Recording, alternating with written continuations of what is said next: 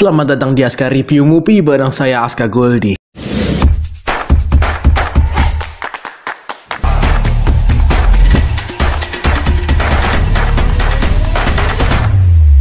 Udah lama ini filmnya juga. Iya, kalau ada buat aja ada siapa ada sesuatu yang penting yang ketika dia Di masa lalunya Andy. Iya, Queen dia namanya temannya si Andy, si Queen. Berapa ratus tahunan ya kan di dalam air itu. Tiba-tiba pas di ending dia bangkit lagi loh. Berarti nih ada suatu hal ibaratnya mana yang bisa regenerasi cepat, mana yang memang udah saatnya mati ya mati.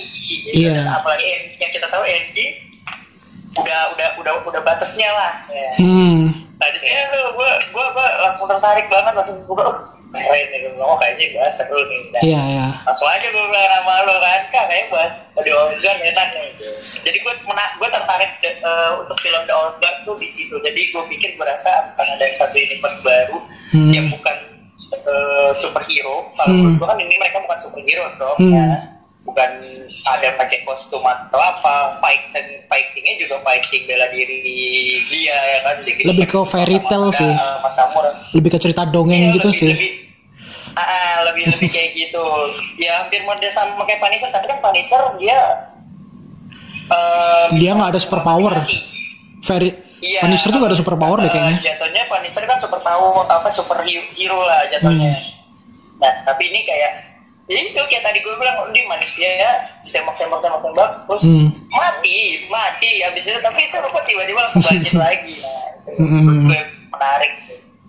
Oke. Gue sekilas waktu nonton tuh cukup berpikir banget kalau film ini menjawab pertanyaan-pertanyaan orang yang pengen hidup abadi gitu. Kayak apa sih rasanya hidup abadi, apa sih rasanya hidup beratus-ratus tahun. Menurut gue tapi menurut gue sebenarnya ini kalau ada yang punya pikiran kayak gitu, film ini cukup menjawab menurut gue. Iya, menjawab yang kayak ternyata hidup panjang itu yang kayak terutama dari si Booker itu kasih persepsi lain.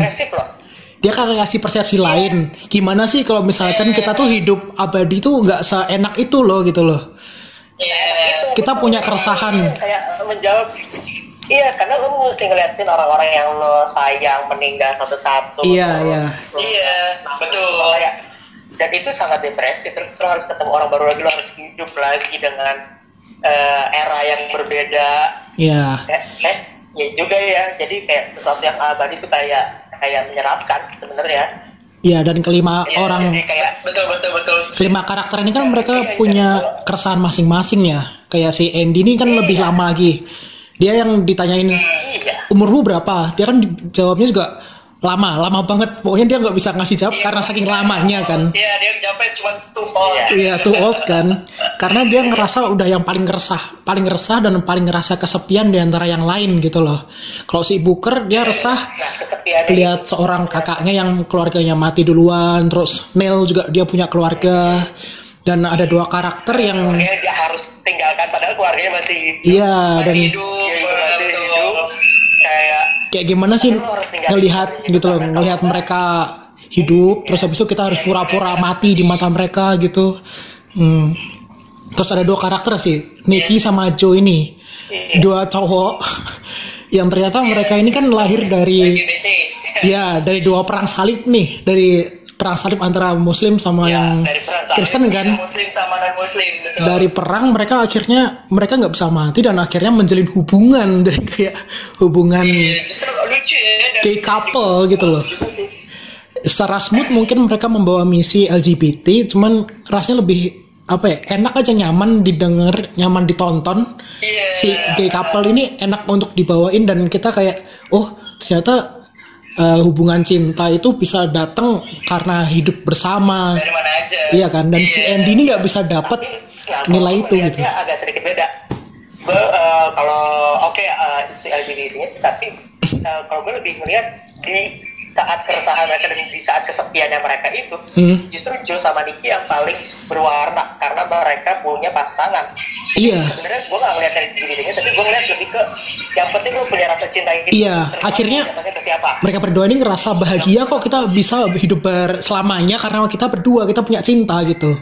Si Andy ini nggak punya. Iya, kayak bahkan Booker juga sempat ngomong kayak lo enak lo punya pasangan, lo punya orang yang lo cintai. Iya, iya.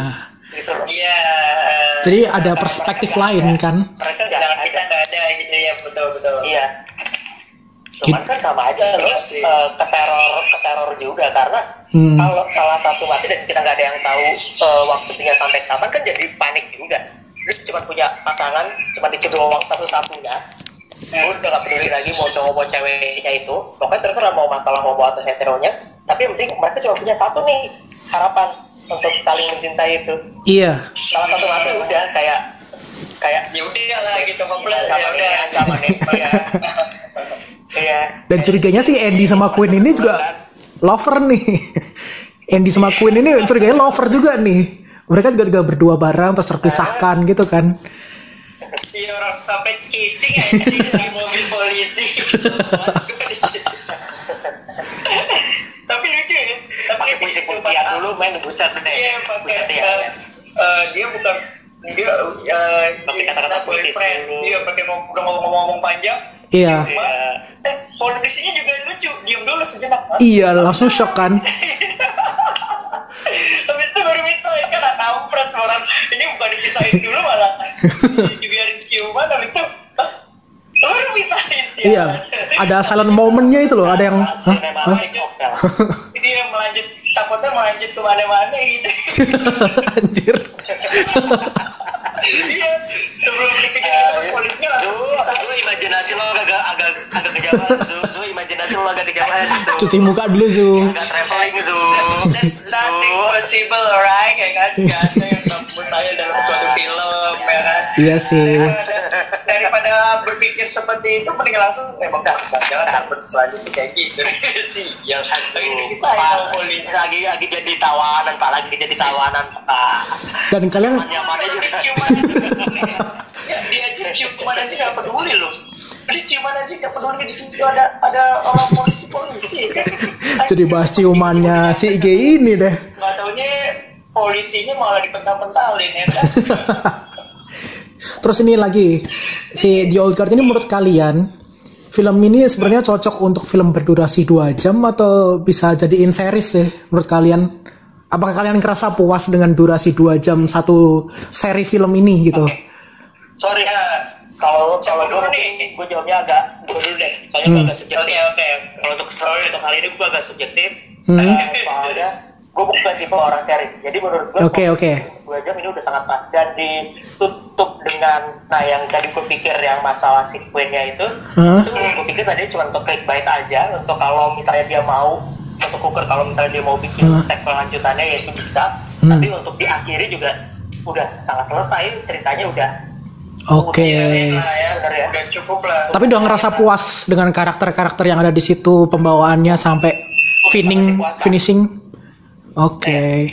Dari Izu? Sangat dipuaskan. Tapi justru adegan itu sebenarnya agak melemahkan logika yang udah dibangun di awal. Tapi itu cuman epilog, cuman di akhir doang.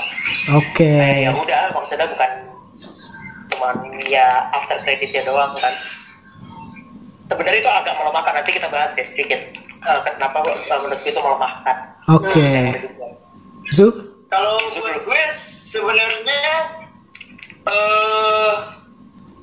kalau dijadiin series bisa boleh juga, bagus ya kan, sama kayak film yang kereta kemarin tuh ini Snowpiercer. Ada Snowpiercer kan, dibikin series kayak gitu juga oke, tapi kan mungkin gini mikirannya dari Netflix ya, mungkin orang-orang nggak akan tertarik kalau dibikin lama story atau mini series lah.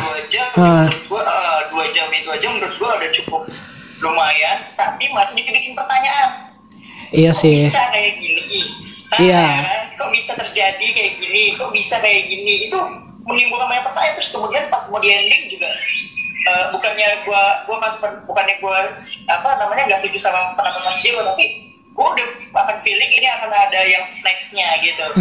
Karena itu udah ada clue kenapa si Queen bisa keluar dari yang dikurung begitu kan, terus dia sampai meronta-ronta, dan kemudian si Niall dikasih mimpi, dia tetap dia ngomong katanya dia tetap fighting, dia tetap teriak gitu kan. Dan dari situ tuh udah ada perpikiran, nggak mungkin ini orang hidup. Gue pikir begitu awalnya. Gue pikir awalnya lawan nanti endingnya lawan si Queen gitu. Gue pikir nggak mungkin lawan ini hidup nih, karena si Niall mungkin ngasih kode ini Queen akan hidup lagi, tapi nggak mungkin akan jadi lawan. Ternyata kalau feeling gue nanti yang akan terjadi yang kedua ini, villainnya jadi lawan si Booker sama Queen. Iya. Karena mereka nanti akan jadi musuhnya gitu. Kalau feeling gue ya, ada barisan sakit hati lah ya. Karena ya tahu sendiri lah si Booker kayak gitu kan. Awalnya bisa sampainya mengkhianati si Ivy kan, gara-gara dia juga Ivy jadi terluka 2 kali gitu kan, di sini satu yang ditusuk sama ditembak kan. Makanya di sini kan gak dikasih tahu kalau si Andy udah ada luka, udah bisa punya luka gitu. Oke. Terus jadi kalau menurut gue dibilang dia series juga oke, dibikin jadi 2 jam durasi itu juga oke sih, tapi mungkin makan banyak penimbulkan pertanyaan atau enggak argumentasi lah kayak kita gini lah. Ada yang setuju atau ada yang enggak, jadi pro kontra gitu. Ya menurutku sih masih banyak, karakternya ini terlalu kompleks ya. Karakternya juga seru untuk diikutin. Dari Bookernya seru, dari Niall-nya, iya, terus habis itu dari Nikki sama Joe-nya ini gimana, terus Andy sama Queen-nya ini sejarahnya, waktu mereka berdua survive itu gimana, itu kan masih banyak pertanyaan kan ya. Semoga sih sequelnya berikutnya tuh dijelasin lagi, lebih flashback ke belakang lagi, awal mereka dapat kemampuan itu gimana, terus si tombak nih apakah mereka punya ada super powernya apa enggak sih, kayak gitu loh, yang bentuk lingkaran itu kan apakah itu ngasih kekuatan atau apa gitu kan. Jadi itu banyak banget pertanyaan, dan karakternya kan seru sebenarnya untuk dikulik, atau mungkin Nikki Joe dibikin spin off pun bisa gitu kan. Iya, saking Muslim sama perang dunia, perang dunia dan Muslim kan. Iya, ini sebenarnya kan gue bilang kan semuanya kompleks itu. Jadi untuk movie pasti akan menimbulkan banyak pertanyaan. Kok bisa kayak gini? Kok ada gini? Nah, yang utama pasti karakter utama dulu dong, kayak si Andy bisa sampai seumur tua gitu, terus kemudian sampai si Copley. Siapa itu? Iya, Copley ya, si polisinya yang dia bisa sampai mantan agen. Oh, Chiwetel Ejiofor itu ya? Si Chiwetel itu. Yang dari Surabaya CIA awalnya. Iya, si Chiwetel Ejiofor itu. CIA kan, dia bilang. Iya. Pertama kali dikasih tahu kan si Plena. Terus dia bisa sampai meneliti timnya si Andy tuh sampai sedetail gitu kan, mungkin itu kan di situ pasti akan orang-orang bertanya, ini kapan terjadinya, ini kapan dia bisa tahu kayak gitu, kok bisa orangnya. Jangan-jangan si Copley juga salah satu immortal, tapi gue nih prediksi gue ya, karena dia ngikutin dari beberapa mungkin artikel beberapa ratus tahun lalu ya, dikompil sama dia. Nah, makanya entah dari artikel atau mungkin emang bener juga sama kayak mereka, kita kan gak ada tahu di situ tuh. Ya kan, cuman dia cuma ngumpulin artikel data-data doang, dia ini nih Andi yang nyelamatin di tahun sekian, ini Nicky dan Jones yang nyelamatin sekian, ini Booker sekian, ini sekian. Deteksi semua sama dia kan, baik dari si Queen terus sama yang cowoknya waktu sama si Andy yang udah mati, ada juga datanya di situ. Makanya gue bilang apakah mungkin si Copley ini juga salah satu immortal, atau memang cuma dia bisa lompat time travel, atau walaupun dikumpulin cuma artikel kan kita nggak tahu, siapa tahu memang dia sendiri yang moto. Ya? Iya sih. Dia ada logika yang dibangun, ada logika kalau mereka terpisah kan mereka akan disatukan sama mimpi, mereka akan satu sama lain. Iya. Jadi ketemunya dari lewat situ. Kayak gitu. Sebenarnya itu agak bahaya sih. informasi itu sebenarnya agak bahaya karena cukup melemahkan kalau menurut gua. Misalnya kayak mereka akhirnya berpisah nih sama Booker. Misalnya ini spoilernya udah parah ya. Mereka berpisah sama Booker. Nah kalau mereka berpisah kan mereka akan masuk ke bawah mimpinya juga. Iya sih. Karena mereka cara berpisah gitu. Jadi maksudnya kayak apa gunanya lu berpisah 100 tahun kalau lo akan terganggu di dalam mimpi. Mendingan kan mimpi itu akan hilang kalau mereka sama-sama. Iya, kayak boundariesnya mereka tuh karena ada makanya mimpi gitu kan. Iya, makanya juga kenapa bela-belain banget jemput si Nail karena kalau nggak mereka kan terganggu dalam mimpi terus. Jadi dijemput kumpulnya jadi pasukan. Iya betul. Orang sampai di saat kita ketemu mimpi itu kan dia ngomong berapa lagi sih ada orang yang harus kita selamatin, dia ngomong kan kayak gitu. Berarti di sini gue mikir wah akan ada orang lain lagi ternyata newcomer gitu kan yang akan sama mereka gitu. Nah makanya gue bilang dengan kalau dibikin series itu oke juga, mungkin paling ya 2 season lah cukup lah. Cukup 2 season cukup. Masih gitu ya kan, Dark bikin sebenarnya jadi menarik banget karena kita jadi tahu perang-perang yang ada. Iya, perang-perang ternama itu. Menyenangkan. Betul. Otomatis kita jadi tahu perang apa aja. Iya.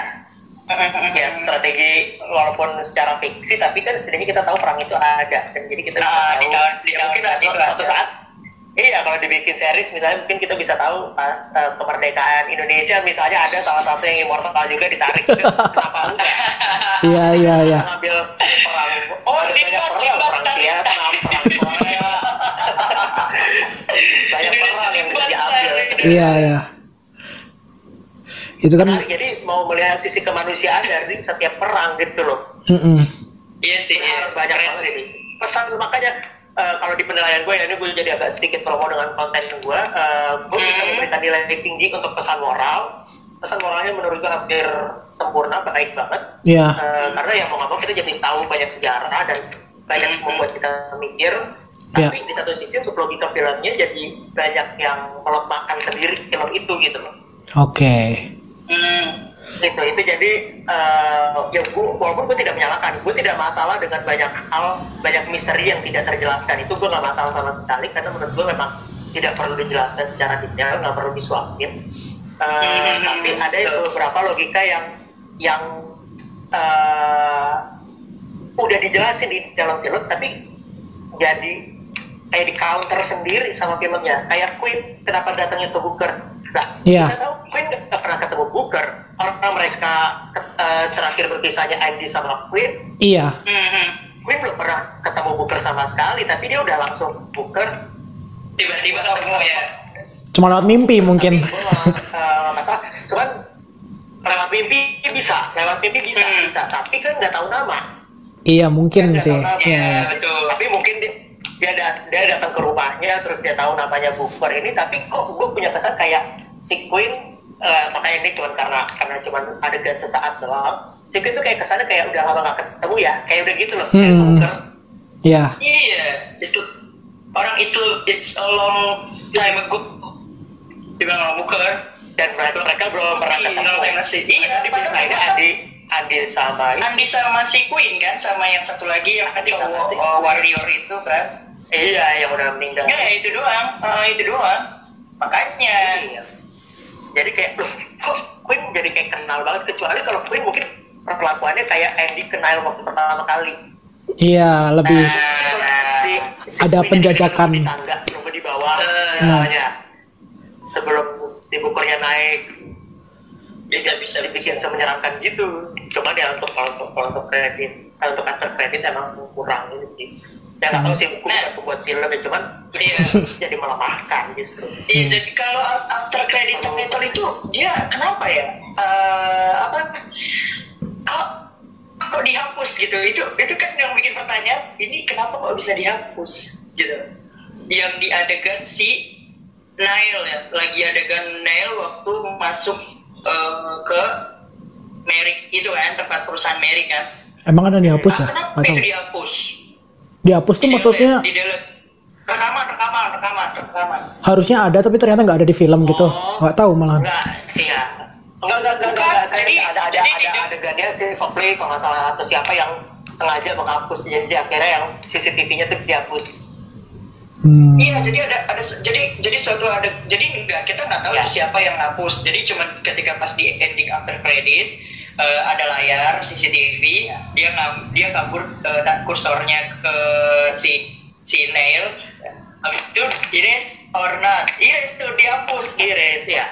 Apa ini maksudnya kalau sih menghilangkan barang bukti, Pak? Iya, Kan mungkin ini kan akan menjadi misteri setiap abad kalau ada orang-orang yang immortal. Kalau itu kan udah jelas itu CCTV yang jadi barang bukti banget yang bisa viral. Jadi itu harus dihapus.